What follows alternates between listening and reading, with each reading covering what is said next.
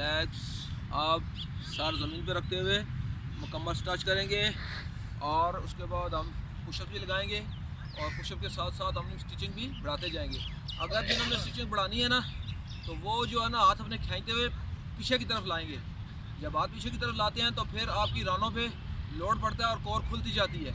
और जिन्होंने रानों पे हाथ वज़न नहीं डालना और स्टिच नहीं करने चाहते, सिर्फ पुशअप्स लगाएंगे, तो हाथ दूर रखेंगे आगे की तरफ।